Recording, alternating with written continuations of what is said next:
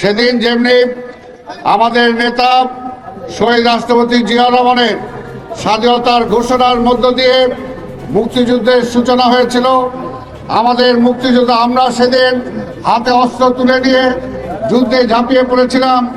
আজকেও তার সুযোগ্য সন্তান বাংলাদেশের বর্তমান প্রধানমন্ত্রী জননেতা জনাব তারেক রহমানের আহ্বানে গ্রিন সিটি ক্লিন সিটি উপহার দেওয়ার জন্য মুক্তিযোদ্ধা ভাইয়ের আবার রাজপথে নেমে এসেছে। আমি একজন মুক্তিযোদ্ধা হিসাবে, সিটি কর্পোরেশনের প্রশাসক হিসাবে আমি তাদেরকে ধন্যবাদ জানাই।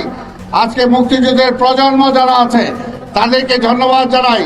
আমরা তো একদিন চলে যাব, এই মুক্তিযুদ্ধের প্রজন্ম যারা আছে তাদেরকে এই দেশের দায়িত্বভার গ্রহণ করতে হবে।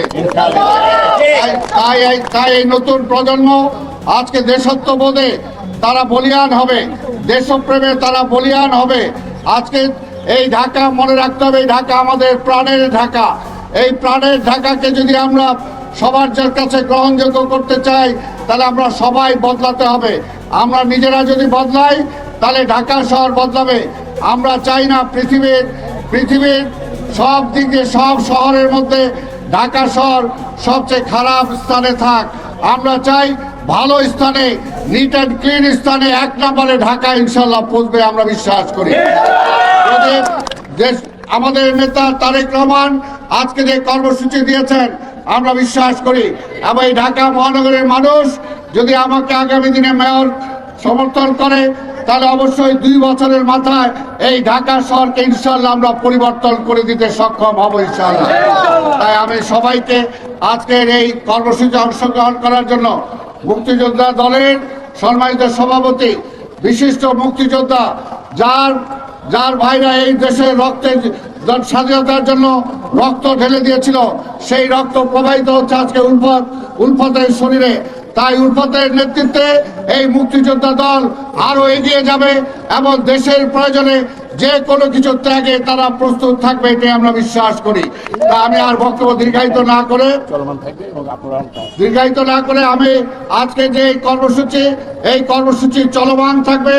উলফতের নেতৃত্বে মুক্তিযোদ্ধা দল সামনে আরো যে কোনো কর্মসূচি গ্রহণ করবে ইনশাল্লাহ। একজন মুক্তিযোদ্ধা হিসাবে, এই প্রশাসক হিসাবে আমি তার পাশে সবসময় থাকবো ইনশাল্লাহ।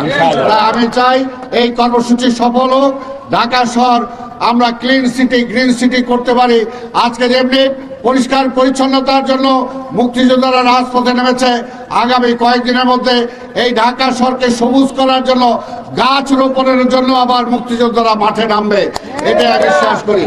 তাই আজকে আমি আবার ধন্যবাদ জানাই মুক্তিযোদ্ধা দলকে, মুক্তিযোদ্ধার প্রজন্মকে আমি ধন্যবাদ জানিয়ে সকল মুক্তিযোদ্ধা ভাইদের প্রতি আমি শ্রদ্ধা জানাই, স্যালুট জানাই যে এখনো যে দেশপ্রেম নিয়ে তারা আজকে এখানে এসেছেন, এই দেশপ্রেম যাতে আমাদের মৃত্যুর আগ পর্যন্ত থাকে, এটাই আজকে আমাদের শপথ হোক।